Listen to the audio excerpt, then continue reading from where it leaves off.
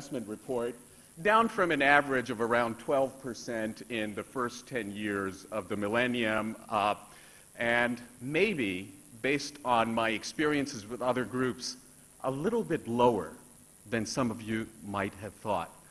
Let me just play the same game with a whole bunch of things.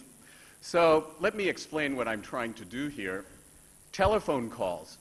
I'm trying to ask you to guess, of all the voice calling minutes in the world, how many are accounted for by cross-border phone calls as a way of getting some rough sense of the level of internationalization of the flow of ideas through this particular medium. So again, pick a percentage, the percentage of all voice calling minutes that are accounted for by international phone calls, divided by international plus domestic. 2%? Turn to the next one.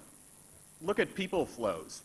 First-generation immigrants in the world, divided by the stock of world population. Again, be helpful to pick a percentage. This is all self-graded, by the way. 3%. We already talked about the direct investment numbers. Okay, what percentage of equity investors' portfolios are accounted for by equity in companies headquartered other than the countries that they're citizens of? Pick a percentage. Bit higher, 20%. And then finally, the number that we're all familiar with, if we're reading the WTO reports diligently, on exports as a percentage of GDP. So as you look at these numbers, I don't know what your estimates were, but I have performed this guessing exercise with a lot of other groups. Let me just show you the results of a survey that Harvard Business Review was kind enough to do for me of its readership. So the people responding are people who are involved in global business, usually at fairly senior levels. This is not undergraduate students that we're talking about. Let's look at what roughly 1,000 respondents to the HBR survey actually came up with in the way of numbers.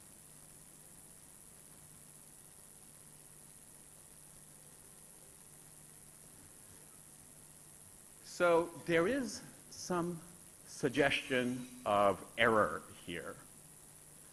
It's not the kind of two-sided error that statisticians like to see. I've administered this survey to several dozen groups around the world, and only in one case did a group end up underestimating one of these variables, the export to GDP ratio.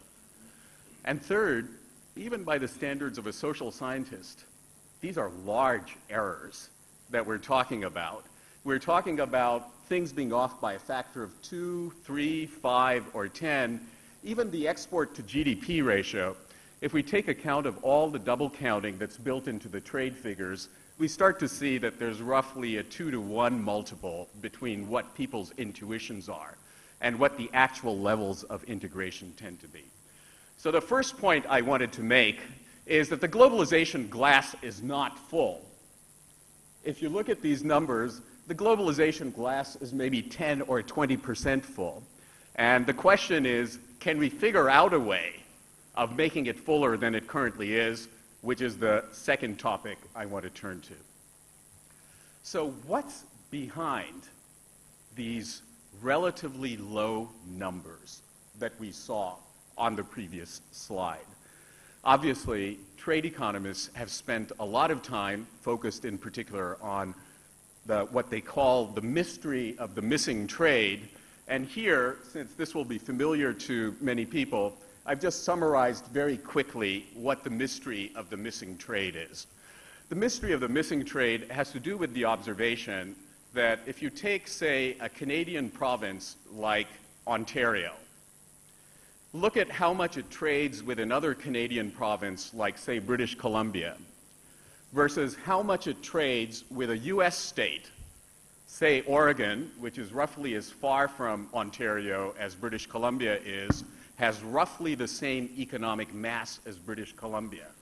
So what people have looked at is the home bias the ratio of Ontario-British Columbia trade to Ontario-Oregon trade, because if borders did not matter very much, we'd expect this ratio to be close to unity.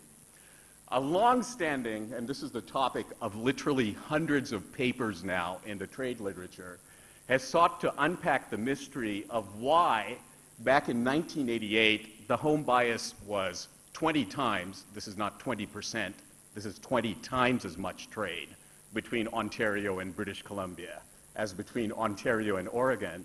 And while NAFTA has brought this down, all the estimates that I've seen recently of the home bias ratios are still in the 5-to-1 to 10-to-1 range, and actually jump up quite significantly if you look beyond merchandise to actually think about services as well. Further deepening the paradox is that we see large amounts of home bias, despite the fact that the US and Canada, along many dimensions, at least from an external view, are not that far apart. So if we think about it, we're talking about here NAFTA, we're talking about common border, mostly common language, mostly a common colonizer, which has also been shown to increase trade levels, and a political climate that, you know, is perhaps at times has its wrinkles, but is certainly not the most hostile kind of political climate that we can imagine, because this is described as the world's longest undefended border, suggesting that there's a basic degree of comfort and trust on both sides of the border. So think about the fact that if there is still so much in the way of obstruction to US-Canadian trade, how large the barriers that arise between two randomly selected countries might be. And if you're having trouble thinking about that, I'll show you the only statistical results I'm going to inflict on you this morning. I did using the World Trade Organization data, create a giant matrix looking at all possible bilateral pairs of countries. The trade between a pair of countries was the dependent variable.